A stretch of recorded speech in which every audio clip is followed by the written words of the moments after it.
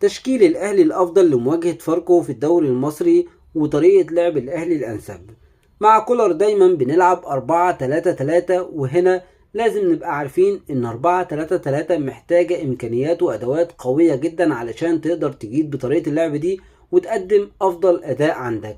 محتاجة لاعب في وسط الملعب في مركز رقم 6 يجيد اللعب او يجيد بناء الكرة من تحته وبناء اللعب من تحته ويستلم ويسلم للامام مش للخلف، وللأسف ده مش موجود في مروان عطية.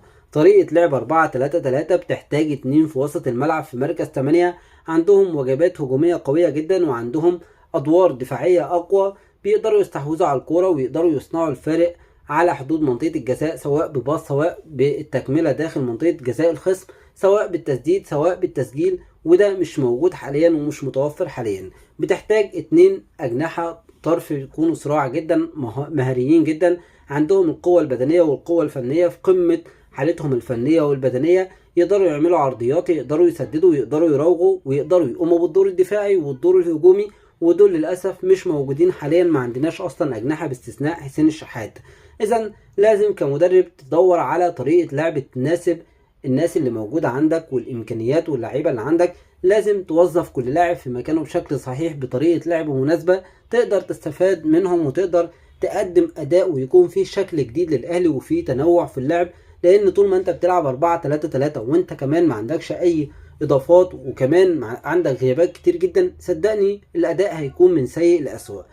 طريقة لعب 3 في الخلف 4-2-1 دي طريقة مناسبة جدا للأهلي. الطريقة دي لعبت بيها مباراة الموسم الحالي من 3-4 ماتشات مع سموحة، وكانت أفضل ماتشاتك في التوقيت الحالي. لازم نبقى عارفين إن إحنا محتاجين يكون عندنا تنوع في اللعب. التنوع في اللعب ده هيدينا فايدة كبيرة جدا، إن الخصم مش هيكون عارف أنت هتعمل إيه بالظبط، ومش عارف هيلعب أنت هتلعب إزاي، فيبقى في نوع من المفاجأة. هتقدر إن أنت تفاجئ الخصم وتقدر بعد كده تعمل شكل وأداء للفريق.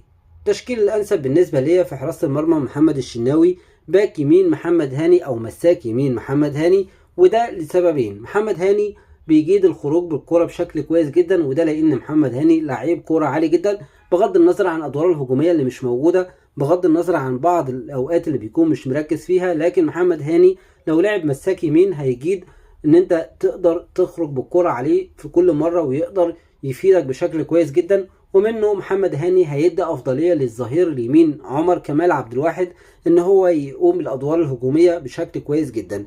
قلبين الدفاع او جنب هاني رامي ربيعة كاليبرو وياسر ابراهيم اللي اتمنى ان شاء الله يكون ليه بديل في اقرب وقت كمساك شمال.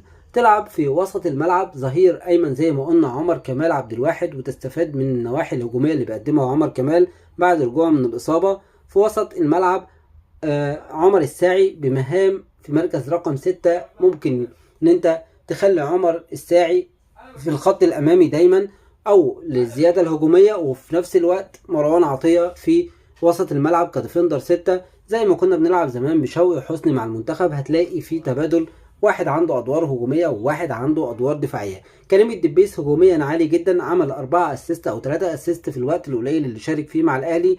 اذا كريم الدبيس يكون ظهير ايسر، ومن خلفه ياسر ابراهيم اللي انا شايف ان هو ورامي ربيعه نقطه ضعف عند الاهلي في خط الدفاع، بس لازم مفيش غيره، لازم هو اللي هيلعب. كريم الدبيس قادر ان هو يصنع الفرق بشكل مميز جدا هجوميا. خليه يلعب ظهير وخلي من خلفه ياسر ابراهيم يعمل اللي يعمله. ربنا يسامحنا على وجود ياسر في الاهلي الموسم الحالي بالاخص ومحدش يزعل مني. في الخط الامامي حسين الشحات وامام عاشور تحت وسام ابو علي راس الحربه. لازم نلعب باتنين صناع لعبه من العمق. حسين الشحات يقدر يلعب بشكل كويس جدا، كمان امام عاشور كل خطورته وقوته بتيجي على حدود منطقه الجزاء، بيقدر ان هو يتوغل داخل منطقه الجزاء، بيقدر يسدد، بيقدر يعمل باص، بيقدر يصنع الفارق.